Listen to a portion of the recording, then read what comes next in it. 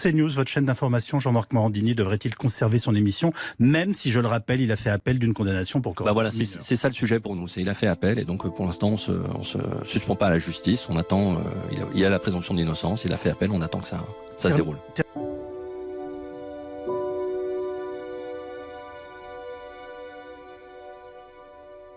Alors, avec un tel pédigré, ça vaut quand même le coup qu'on fasse le point sur les faits. Jean-Marc Morandini a été jugé plusieurs fois, donc, pour avoir envoyé des messages à caractère sexuel à 2 mineurs de 15 ans en évoquant des scénarios sexuels et en demandant des photos dénudées. En 2009, il a également demandé à un adolescent de 16 ans de se dénuder et de se masturber devant lui lors d'une audition pour un film qui n'a finalement jamais été tourné.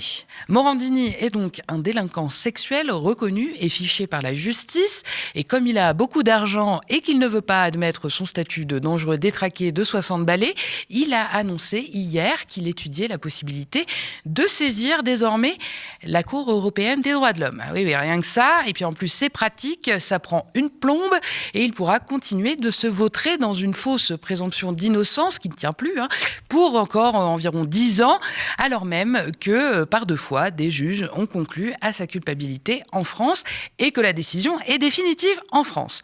Et puis cette histoire de CEDH, c'est aussi une aubaine pour CNews, son employeur, pour des gens qui sans cesse remettent en cause l'utilité de cette juridiction supranationale. Elle leur est subitement bien utile. La chaîne a déclaré à l'AFP, Jean-Marc Morandini continue son combat pour la justice et il reste à l'antenne sur CNews dès ce jeudi à 10h30. Et chose promise, chose due, Pascal Praud a assuré la passe décisive aux pédocriminels. C'était ce matin, et tout en douceur et en connivence. Jean-Marc Morandini, c'est à vous. C'est à moi, et je vais vous parler de ce qui s'est passé à Avignon, parce que c'est assez surréaliste. À Avignon, il y a une dizaine de jours, il y a un dealer qui a été arrêté par la police. C'est un dealer marocain, il avait 23 ans, et il est passé devant le tribunal il y a quelques heures, et le magistrat lui dit « Mais comment ça se fait? Vous êtes sous OQTF, vous avez plusieurs OQTF, qu'est-ce que vous faites en France ?» Sa réponse « Ah ben oui, mais j'avais oublié. J'avais oublié que j'étais sous OQTF. C'est pour ça que je suis revenu en France. » Alors, ce qui est sûr, c'est que Jean-Marc Morandini, lui, n'oublie jamais de s'en prendre sexuellement à des petits jeunes. Mais le plus cynique dans tout ça, c'est de savoir que 40 minutes avant ce lancement de Pascal Praud, il a dit ça. On ne touche pas un enfant, là, vous êtes d'accord avec ça? Sur CNews, on n'est vraiment pas à une contradiction près. Alors, l'affaire qu'on vient d'évoquer n'est pas la seule pour laquelle Morandini est englué sur le banc des accusés. Il y en a une autre pour laquelle il a été jugé et condamné 2 fois, en première instance et en appel. C'était en janvier 2025. À nouveau, la peine a été alourdie la seconde fois et à nouveau, Morandini se pourvoit en cassation pour faire traîner. À ce jour, la date du nouveau procès n'est d'ailleurs pas encore fixée. C'est bien pratique pour le principal intéressé. Cette fois-ci, l'accusé ne fait plus face à des accusations de corruption de mineurs, mais de harcèlement sexuel durant les castings de la web-série Les Faucons qu'il produisait. Les victimes sont des comédiens âgés de 19 à 26 ans que Jean-Marc Morandini incitait à se dénuder devant lui et encore une fois à se masturber face caméra. Pour parvenir à ses fins, l'animateur se serait même fait passer pour une certaine Catherine Leclerc, une fausse directrice de casting. Une des victimes avait notamment reçu 2 mails de la fausse Catherine, signés « Maman », lui demandant s'il était prêt à faire une fellation à Jean-Marc Morandini qui, je cite, « n'est pas n'importe qui ». En plus de souligner l'engrenage psychologique mis en place par le prévenu, les magistrats qui ont jugé cette affaire ont mis en avant l'intérêt financier de Jean-Marc Morandini qui souhaitait commercialiser sur Internet une version interdite aux moins de 16 ans de cette web-série. Je cite, « Lors de la commercialisation des épisodes, les rushs étaient vendus plus cher que les épisodes eux-mêmes. Jean-Marc Morandini avait donc un intérêt financier à ce que le jeune homme accepte d'aller toujours plus loin dans ce domaine, a estimé la présidente de la 31e chambre correctionnelle. Dans cette affaire, l'animateur sexagénaire a été condamné à 18 mois de prison avec sursis et 50 000 € d'amende pour travail dissimulé. Comme toujours, il continue de nier les faits et conteste totalement les accusations portées contre lui.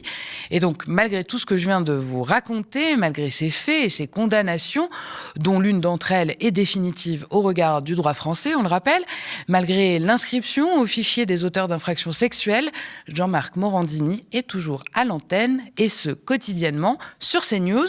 Le groupe Canal, propriété de Vincent Bolloré, ne voit visiblement aucun problème à employer employé Jean-Marc Morandini. Au contraire, il le couvre au motif que toutes les voies de recours ne seraient pas épuisées.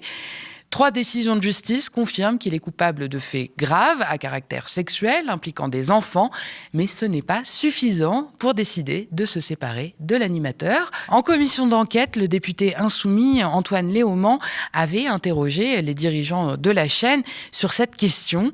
Ces derniers se cachent évidemment toujours éhontément derrière la présomption d'innocence, celle-là même qui n'a jamais de valeur pour celles et ceux que CNews veut disqualifier à longueur de journée sur ses plateaux, mais qui vaut pour Jean-Marc Morandini. On écoute. Une présomption d'innocence et des recours sont en cours. On prendra une décision en fonction de à l'issue de ces recours. Alors en l'occurrence, il y a une condamnation. C'est en général quand il y a condamnation, donc la présomption d'innocence tombe en l'occurrence. On sent quand même que le sujet est légèrement épineux, surtout quand l'élu s'inquiète des stagiaires de la chaîne. On regarde. Son émission est produite par une société de production à l'extérieur des locaux de CNews et que la diffusion se fait en direct tous les jours.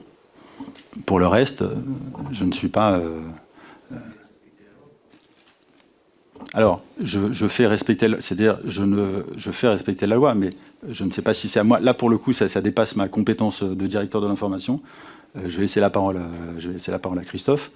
Je pense qu'effectivement, on est assez loin de l'objet de la commission, mais évidemment qu'on respecte la loi, on fait respecter la loi, on fait attention à la sécurité de l'ensemble des salariés du groupe et des personnes qui peuvent travailler dans le groupe. Donc voilà. Bah oui, c'est News qui respecte la loi, c'est bien connu ça. Bref, en juin dernier, Mediapart nous avait d'ailleurs informé que chez Europe 1, les stagiaires étaient parqués dans un endroit où ils ne pouvaient pas rencontrer Jean-Marc Morandini, c'est vous dire l'ambiance. Enfin bref, le moins que l'on puisse dire, c'est que cette grande mansuétude à l'égard de Morandini de la part de CNews tranche nettement avec les grands discours et les valeurs chrétiennes portées en bandoulière par le grand patron Bolloré devant cette même commission. Rappelons d'ailleurs pour la petite histoire que le conseiller spirituel de Bolloré, le prêtre Guillaume Seguin, est lui-même condamné par l'Église en 2020 pour des agressions sexuelles et notamment l'une sur un mineur lors d'une confession. Vraisemblablement, la bonne morale du milliardaire est à géométrie variable. On est surpris. Non.